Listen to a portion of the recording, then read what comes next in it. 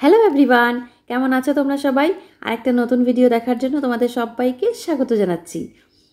এই ভিডিওটা আমি আজকে শুরু করেছি সন্ধ্যের দিক দিয়ে। এখন অমিত অফিসে গেছিলো আজকে, তো অফিস থেকে আসার সময় এখানে আমার জন্য নিয়ে এসেছে সিঙ্গারা। কারণ আমি সিঙ্গারা আর চপ খেতে খুবই ভালোবাসি। কচুরিটা আমার তেমন একটা পছন্দ হয় না, কিন্তু চপ তো আমার খুবই ফেভারিট। তারপরে আসে সিঙ্গারা। তো এখানে ব্যাঙ্গালোরে তেমন একটা চপ ভালো পাওয়া যায় না সবসময়, এই জন্য সিঙ্গারাটাও নিয়ে এসছে আমার জন্য। আর এনেছে মারোয়ারিদের যে চুরমার লাড্ডু থাকে সেটা, আর কাজু কাতলি। আর কাজু কাতলি হচ্ছে অভ্র অমিত দুজনেরই খুব ফেভারিট, আর অমিত লাড্ডু খেতে খুবই পছন্দ করে। আর এই যে নতুন একটা দোকান আমরা এই নতুন ঘরে শিফট হওয়ার পর খুঁজে পেয়েছি, এখানে যে লাড্ডুগুলো বানায় খুবই টেস্টি হয় লাড্ডুগুলো খেতে। একদম চিনি কম থাকে, মিষ্টিটা একদমই কম থাকে। আর আগে আমরা ওই ঘরে থাকতে যে A to B বা কান্তি সুইটস, এগুলো ব্যাঙ্গালোরের খুবই ফেমাস দোকান, ওইখান থেকে মিষ্টি খেতাম। তো ওইগুলোর লাড্ডুগুলো আর যে কোনো মিষ্টি হয় খুবই মিষ্টি বেশি থাকে, চিনি কটা যাকে বলে। আর আমি এখন চায়ে মিশিয়ে নিচ্ছি গুড়ের পাউডার, জ্যাগরি পাউডার। তো আমরা এখন চিনিটাকে পুরোপুরি স্কিপ করার চেষ্টা করি। তো যেটাই খাই গুড় দিয়েই ম্যাক্সিমাম জিনিস খাওয়ার চেষ্টা করি, সেটা দুধ রুটি হোক, কর্নফ্লেক্স দুধ হোক, মোটামুটি যেগুলোতে চিনি আলাদা মেশাতে লাগে সেগুলোতে আমরা চিনির জায়গায় গুড়টা মেশাই। আর এই দেখতে পাচ্ছ এখানে অমিত অফিস থেকে আসার সময় মিষ্টির সঙ্গে চিকেনও নিয়ে এসেছিলো। তো চিকেনটাকে এবার আমি রাতের বেলা বানাবো, কারণ রাতের বেলা বানানোর জন্য আমার কাছে কিচ্ছু ছিল না। তো ওকে অফিস থেকে ফোন করে বলছে কিছু একটা নিয়ে এসো তুমি। তো এখানে ও পুরো একটাই মুরগি নিয়ে এসছে কেটে। তো প্রথমে আমি বোনলেসগুলো আলাদা করে নিচ্ছি, তারপরে আরও কিছু পিস আমি সরিয়ে রেখে দিচ্ছি, কারণ এখন আমি রান্না করব শুধু রাতের বেলার জন্য। আর রাতের বেলা আমি 2 পিস খাবো মাংস, অভ্র 2 পিস খাবে, আর অমিত 1 পিস খেলেই আমার ভাগ্য ভালো, কারণ ও খেতেই চায় না মাংস। ব্রয়লার চিকেনটা একদমই ভালোবাসে না, পছন্দ করে না ও খেতে। তো এর জন্য ও যদি 1 পিস খায় তাহলেই হয়ে যাবে। তো এর জন্য 5-6 পিস আমি মাংস রান্না করে নিচ্ছি। আর জাস্ট আমি একটা চিকেনের পোলাও মতো রান্না করব, কারণ এখন মাংস, তারপর ডাল, ভাত, এত কিছু রান্না করার সময়ও নেই আর ইচ্ছেও নেই, কারণ অভ্রকে নিয়ে পড়াতে বসতে হয় আমাকে। তো এর জন্য জাস্ট আমি চিকেনটা দিয়ে একটা ভাত সঙ্গে মিশিয়ে একটা সিম্পল পোলাওয়ের মতো রান্না করব। আর এই দেখতে পাচ্ছ এখানে আমি আদা রসুন কেটে নিয়েছি, আর পেঁয়াজ আমি একটা বড় সাইজের পেঁয়াজ নিয়েছি। তো এখান থেকে আমি 3/4 আমি নিয়ে নিয়েছি, বাকি হাফ পেঁয়াজ আমি 1/4 পেঁয়াজ আমি রেখে দিয়েছি, কারণ এতটা লাগবে না, খুবই অল্প করে আমি রান্না করছি আজকে। আর পাশে দেখো বাসমতি চাল আমি ধুয়ে রেখে দিয়েছি। আর চালটা আমি নিয়েছি আমার রাতের বেলা আমাদের 3 জনের যতটুকু লাগবে সেই হিসাবে নিয়েছি, কিন্তু তাও আবার খাওয়ার পরেও আমাদের থেকে গেছিলো অনেকটাই। তো আমার পেঁয়াজ কুচি করা হয়ে গেছে, এবার আমি আদা রসুনগুলোকে থেতো করব। তার আগে প্রথমে আমি রান্নাটা বসিয়ে দিই। তো আজকে আমি রান্নাটা করব ঘিতে। তো এখানে আমি দিয়ে দিয়েছি 3 টেবিল স্পুন মতো ঘি। আর এই ঘিটা কিন্তু আমার ঘরে বানানো ঘি, রেসিপি কিন্তু আমার চ্যানেলে অনেক আগেই দেওয়া আছে।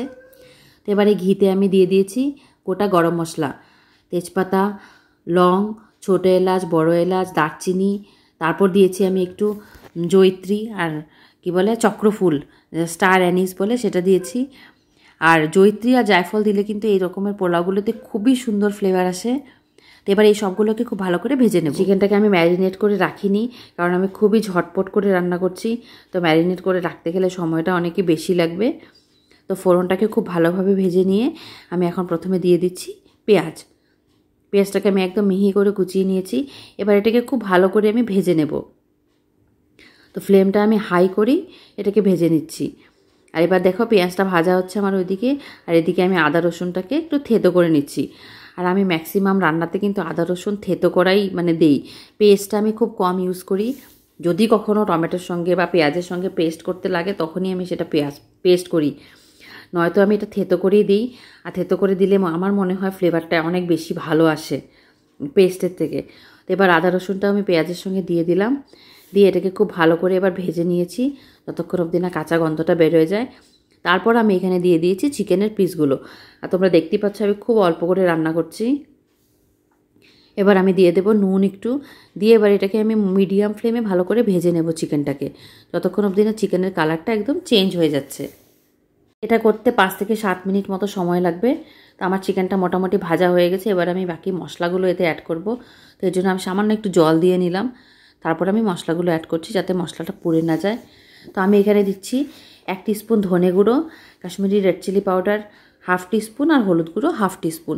বাস এই মশলাই দেবো আমি, আর কিছু দেবো না, শুধু ধনে গুঁড়োই দিচ্ছি। আর কাশ্মীরি রেড চিলি পাউডার তোমরা যদি দিতে চাও দিতে পারো, নয়তো স্কিপ করতে পারো। আর দেখো এখানে আমি দিয়ে দিচ্ছি একটু জায়ফল গ্রেট করে, খুবই অল্প। জায়ফল বেশি দিলে কিন্তু একদম তেতো হয়ে যাবে খাবারটা, তো খুবই অল্প দিতে হবে জায়ফল। দিয়ে তারপরে এটাকে খুব ভালো করে মিশিয়ে নিয়ে খুব ভালো করে এবার আমি কষাবো যতক্ষণ অবধি না মশলার থেকে তেল ছেড়ে আসছে। তো আমি ফ্লেমটাকে একদম লো করে এটাকে ঢেকে দিয়েছিলাম কষানোর জন্য, যাতে ধীরে ধীরে খুব ভালো করে এটা কষা হয়ে যায়। তো মাংসটা কষানো হয়ে গেলে এবার আমি এতে 1 টেবিল স্পুন মতো দিয়ে দিচ্ছি টক দই। আর আমার রান্নাটা যেহেতু খুবই অল্প হচ্ছে, এই জন্য আমি পরিমাণগুলো একদম অল্প অল্প করে দিচ্ছি। তো টক দইটা দিয়েও আমি ভালো করে আবার একবার কষিয়ে নেব। ফ্লেমটা কিন্তু আমি লোই করে রেখেছি। আর চিকেনটাকে আমাদের মোটামুটি 90% সেদ্ধ করে নিতে হবে। তারপরে আমি চালটা দেব, কারণ চালটা বাসমতি চাল এমনি তাড়াতাড়ি সেদ্ধ হয়। তার মধ্যে এটাকে আমি প্রায় 1/2 ঘন্টা আগে এটাকে ধুয়ে ভিজিয়ে রেখেছিলাম। 5 থেকে 7 মিনিটেই কিন্তু চালটা সেদ্ধ হয়ে যাবে। তো এই জন্য মাংসটাকে আমাদের মোটামুটি রান্না করেই নিতে হবে।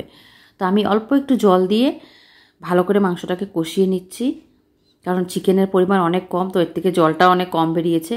আর চিকেনের পিসগুলো মোটামুটি একটু বড় বড়ই করে এনেছে অমিতে আজকে।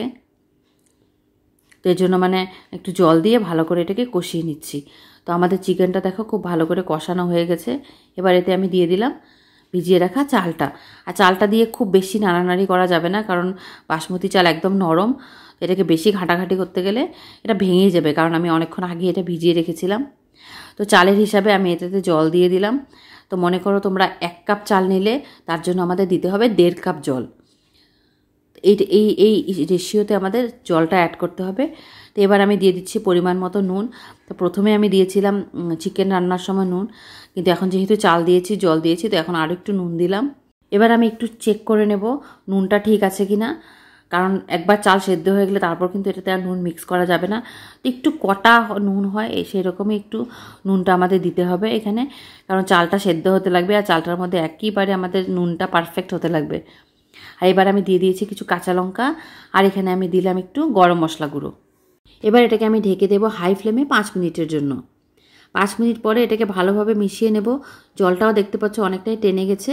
এবার এটাকে ফ্লেমটাকে লো করে আমি আরও 5 মিনিটের জন্য এটাকে দমে দিয়ে দেবো। 5 মিনিট পরে কিন্তু একদম সিম্পল স্টাইলের চিকেন পোলাও কিন্তু আমাদের রেডি। কিন্তু এটাকে এখনই সার্ভ করা যাবে না, এটাকে স্ট্যান্ডিং টাইমে রাখতে হবে 10 মিনিট। তাহলে দেখতে পাচ্ছি একটু ভেজা ভেজা ভাব আছে, যেটা কিন্তু একদম শুকনো হয়ে ভাতটা একদম ঝুরঝুরে হয়ে যাবে। এই দেখো আমার পোলাও কিন্তু একদম রেডি। তো আমি বেশিক্ষণ স্ট্যান্ডিং টাইমে রাখতে পারলাম না, কারণ অনেকটাই লেট হয়ে গেছে, প্রায় 9:30 মতো বাজে। তো অভ্রকে আমাকে খাওয়া দিতে হবে, তো এর জন্য ওর জন্য আমি এটা সার্ভ করে নিচ্ছি। আর সার্ভ করার সময় বারবার লঙ্কাগুলো উঠছে ওর থালে, আর ও তো লঙ্কা খাবে না, দেখেই চিৎকার করবে। তো এই জন্য আমি লঙ্কাগুলো সরিয়ে সরিয়ে ওকে দিচ্ছি, এ দেখতে পাচ্ছ। আর এটা কিন্তু তোমরা রায়তা দিয়ে বা কাঁচা পেঁয়াজ দিয়ে তোমরা সার্ভ করতে পারো, খুবই টেস্টি হয় খেতে। আর এটাকে 1 পট মিল যাকে বলে। আর আমরা কিন্তু মশলাও তেমন একটা কিছু ইউজ করিনি, শুধু ধনে গুঁড়ো দিয়েছি। তোমরা যদি চাও লাল লঙ্কার গুঁড়ো মানে কাশ্মীরি রেড চিলি পাউডার আর হলুদের গুঁড়োও কিন্তু এটাতে স্কিপ করতে পারো, কারণ ওই গরম মশলা আর ধনে গুঁড়োর থেকে এটাতে যা ফ্লেভার আসবে। তো রেসিপিটা তোমরা অবশ্যই ট্রাই করো, খুবই ঝটপট তৈরি হয়ে যায়। 20 মিনিটের মধ্যে এটা রেডি হয়ে যায়। আর 1 পট মিল, এটার সঙ্গে তোমাদের আর কিছুই লাগবে না খেতে। তো আজকের ভিডিওটা আমি এখানেই শেষ করছি। তোমাদের যদি ভালো লেগে থাকে অবশ্যই একটা লাইক করো, শেয়ার করো তোমার ফ্রেন্ডস আর ফ্যামিলিতে। আর যারা আমার চ্যানেলে নতুন এসেছে চ্যানেলটিকে অবশ্যই সাবস্ক্রাইব করো। ফিরে আসছি নতুন কোনো ভিডিও নিয়ে। তোমরা সুস্থ থেকো, ভালো থেকো, বাই বাই।